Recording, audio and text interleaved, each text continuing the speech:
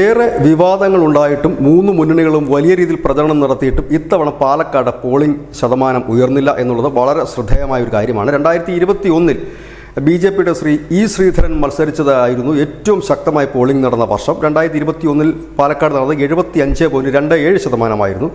2024 അതായത് ഇപ്പോൾ നടന്ന തെരഞ്ഞെടുപ്പിൽ അത് 70.51% കുറഞ്ഞിരിക്കുന്നു. അതായത് 5% വ്യത്യാസമാണ് 2021 നടന്ന തെരഞ്ഞെടുപ്പുമായി പാലക്കാടിനുള്ളത്.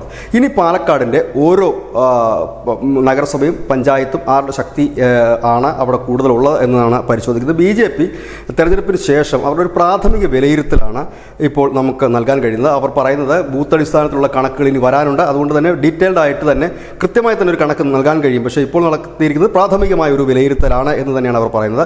അവരെ സംബന്ധിച്ച് BJPയുടെ ഏറ്റവും വലിയ ശക്തി കേന്ദ്രം പാലക്കാട് നഗരസഭയാണ്. പാലക്കാട് നഗരസഭയിൽ ശ്രീധരൻ മത്സരിച്ചപ്പോൾ 6800 വോട്ടിൻ്റെ ഭൂരിപക്ഷം BJPക്കുണ്ടായിരുന്നു. മറ്റ് പഞ്ചായത്തുകളിലേക്ക് എണ്ണി തുടങ്ങുമ്പോഴാണ് ശ്രീധരൻ പിന്നാക്കം പോയത്.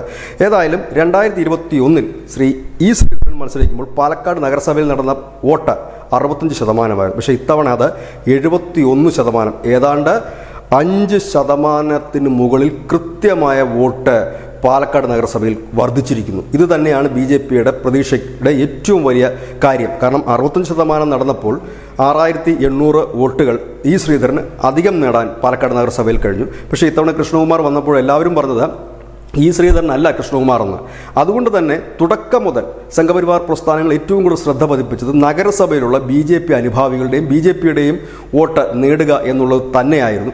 ഇവിടെ അവർക്ക് കുറച്ചുകൂടി ആക്കം കിട്ടിയത് പാലക്കാട് നിയോജക മണ്ഡലത്തിലുള്ള ക്രിസ്ത്യൻ വോട്ടുകൾ തന്നെയാണ്. ഏതാണ്ട് 5500ഓളം ക്രിസ്ത്യൻ വോട്ടുകൾ കൃത്യമായി തന്നെ BJPയുടെ പെട്ടിയിൽ വീണിട്ടുണ്ട് എന്ന് ക്രിസ്ത്യ മതവിഭാഗത്തിൽപ്പെടുന്ന വോട്ടർമാർ പരസ്യമായി തന്നെ പറയുന്നുണ്ട്. ഒപ്പം തന്നെ BJP അത് അംഗീകരിക്കുന്നുമുണ്ട്. ഇവിടെ BJPക്ക്, അതായത് പാലക്കാട് നഗരസഭയിൽ BJPക്ക് 8000 to 10000 വോട്ടിൻ്റെ ലീഡ് പാലക്കാട് നഗരസഭയിൽ ഉണ്ടാകും എന്ന് പറയുന്നു. ഇനി അടുത്ത പഞ്ചായത്തായ പിരിയാരി പഞ്ചായത്തിലേക്ക് എത്തുമ്പോൾ, പിരിയാരി പഞ്ചായത്തിൽ കഴിഞ്ഞ തവണ അതായത് 2021 ഷാഫി പറമ്പിൽ മത്സരിക്കുമ്പോൾ ലഭിച്ച അതായത് അവിടെ ടോട്ടൽ നടന്ന വോട്ടിങ് 75% ഇപ്പോഴത് 70.89% മാറിയിരിക്കുന്നു. അതായത് 5% കുറവുണ്ടായിരിക്കുന്നു. ഈ പിരിയാരി എന്ന് പറയുന്ന പഞ്ചായത്ത് UDFന് വലിയ അനുകൂലമുള്ള, UDFന് വലിയ രീതിയിൽ വോട്ട് ലഭിക്കുന്ന, ന്യൂനപക്ഷ വിഭാഗങ്ങൾ ഏറ്റവും കൂടുതൽ താമസിക്കുന്ന ഒരു പഞ്ചായത്താണ്. അവിടെ 5% വോട്ടിംഗ് ഇടിവ് സംഭവിച്ചിരിക്കുന്നു. ഇതാണ് UDF കേന്ദ്രങ്ങളെ ആശങ്കയിലാഴ്ത്തുന്ന പ്രധാനപ്പെട്ട കാര്യം. കാരണം കഴിഞ്ഞ തവണ ശ്രീധരൻ പാലക്കാട് നഗരസഭയിൽ നിന്ന് 6800 വോട്ടിൻ്റെ ലീഡുമായി വന്നപ്പോൾ പിരിയാരിയിലാണ് അദ്ദേഹം പിന്നാക്കം പോകേണ്ടി വന്നതെങ്കിൽ ഇത്തവണ പിരിയാരിയിലെ തെരഞ്ഞെടുപ്പിൽ വോട്ടിംഗ് ശതമാനം തന്നെ 5% കുറഞ്ഞിരിക്കുന്നു. പാലക്കാട് നഗരസഭയിൽ 5% ഉയരുന്നു, പെരിയാരിയിലേക്ക് എത്തുമ്പോൾ 5% കുറയുന്നു. പിന്നീടുള്ളത് മാത്തൂരാണ്. ഇവിടെ UDFും LDFും ഒരുപോലെയാണ്. ഈ മാത്തൂരും കണ്ണാടിയുമൊക്കെ BJPക്കും ഈ UDFും LDFും തമ്മിൽ വലിയ വോട്ടിൻ്റെ വ്യത്യാസമില്ല. 1000 to 1500 വോട്ടിൻ്റെയൊക്കെ വ്യത്യാസമാണ് ടോട്ടലി ഉള്ളത്. എങ്കിൽ പോലും മാത്തൂരിലേക്ക് വരുമ്പോൾ ഈ പറയുന്ന ഷാഫി പറമ്പിലും ശ്രീധരനും മത്സരിച്ച 2021 73.82% വോട്ടിങ്ങാണ് നടന്നത്. പക്ഷേ ഇത്തവണ അവിടെ 70% വോട്ടിങ്ങാണ് നടന്നത്. ഏതാണ്ട് 3% കുറവ് അവിടെയും വരുന്നു.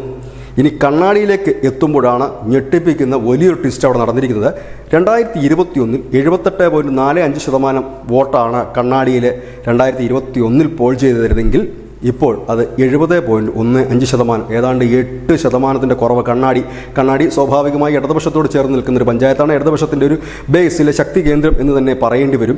ഇവിടെയാണ് ഈ 70%ത്തിലേക്ക് വോട്ടിംഗ് ശതമാനം കുറഞ്ഞിരിക്കുന്നത്. അതായത് ഈ 3 പഞ്ചായത്തുകൾ നോക്കുമ്പോൾ 16% കുറവ് വന്നിരിക്കുന്നു. പാലക്കാട് നഗരസഭയിൽ 5% വോട്ട് വർധനവ് വന്നിരിക്കുന്നു. ഇവിടെ ടോട്ടൽ പാലക്കാട് നിയോജകമണ്ഡലത്തിൽ ടോട്ടൽ നടന്ന പോളിംഗ് 1,37,302 ഇത് അല്പം കൂടി ഉയരാൻ സാധ്യതയുണ്ട്. കാരണം പോസ്റ്റൽ ബാലറ്റുകളും മറ്റും അതിൻ്റെ ഒരു കണക്ക് ലഭ്യമാകേണ്ടതുണ്ട്. ഒരുപക്ഷെ 140 എത്താം എന്നുള്ളതാണ് കറക്റ്റ് കണക്ക്. 1,40,000 എന്ന് തന്നെ പറയേണ്ടി വരും.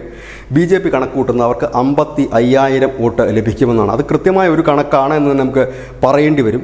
കാരണം അവർക്ക് ഈ പാലക്കാട് നഗരസഭയിൽ കഴിഞ്ഞ തവണ 36,000 മുകളിൽ വോട്ടുണ്ടായിരുന്നു. ആ വോട്ടിനേക്കാൾ മുകളിൽ ഇത്തവണ അവർ എത്തും എന്നുള്ള കാര്യം ഏറെക്കുറെ ഉറപ്പാണ്. അവർ 55,000 വോട്ടാണ് അവർ കണക്ക് കൂട്ടുന്ന ടോട്ടൽ വോട്ട്. പക്ഷേ അവരുടെ കണക്കൂട്ടലിൽ വലിയ ഒരു ട്വിസ്റ്റ് എന്ന് നമുക്ക് പറയാൻ കഴിയുന്നത് CPM-ൻ്റെ കാര്യത്തിലാണ്. CPM വലിയ മുന്നേറ്റം ഈ ഉപതെരഞ്ഞെടുപ്പിൽ ഉണ്ടാക്കും എന്നാണ് BJP-യുടെ ഒരു പ്രാഥമിക കണക്കൂട്ടൽ. അവർ പറയുന്നത് CPM ഇത്തവണ 36,000 തൊട്ട് 40,000 വോട്ടുകൾ വരെ നേടും എന്ന് പറയുന്നു. കഴിഞ്ഞ ദിവസം BJP-യുടെ സംസ്ഥാന അധ്യക്ഷൻ ശ്രീ K. സുരേന്ദ്രനും അവരുടെ മറ്റു നേതാക്കളുമൊക്കെ ഉറപ്പിച്ച് പറയുന്നുണ്ട് രണ്ടാം സ്ഥാനത്ത് ഇടതുപക്ഷം എത്തുമെന്ന് പറയുന്നു. ഒരുപക്ഷെ ഈ കണക്കുകളുടെ അടിസ്ഥാനത്തിലായിരിക്കും അവർ അത് പറഞ്ഞത് എന്ന് തോന്നുന്നു. ഏതായാലും BJP-യുടെ കണക്കൂട്ടിൽ CPM 36,000 തൊട്ട് 40,000 വോട്ടുകൾ വരെ നേടും. അതൊരു വലിയ നേട്ടം തന്നെയാണ്. കാരണം കഴിഞ്ഞ കാലങ്ങളിലൊക്കെ മൂന്നാം സ്ഥാനത്തേക്ക് പിന്തള്ളപ്പെട്ടിരുന്ന CPM അടിച്ച് കയറി വരുന്നു എന്നുള്ളത് തന്നെയാണ് ഏറ്റവും വലിയ തെളിവ്. ഇവിടെ കോൺഗ്രസ് അതിദയനീയമായി പിന്നാക്കം പോകും. 43,000 വോട്ടുകൾ മാത്രമാണ് കോൺഗ്രസിന് ലഭിക്കുക എന്നാണ് ഇപ്പോൾ BJP-യുടെ കണക്കൂട്ടൽ. അതായത് ഇപ്പോൾ നടന്ന ഉപതെരഞ്ഞെടുപ്പിൽ BJP വലിയ പ്രതീക്ഷയിലാണ്. UDF ക്യാമ്പിൽ നിരാശയുണ്ട്, എന്നാൽ LDF ക്യാമ്പിൽ ആഹ്ലാദമാണ്. കാരണം അവർ വലിയൊരു തിരിച്ചുവരവ് നടത്താൻ ഒരുങ്ങുന്നു എന്നുള്ളത് തന്നെയാണ്.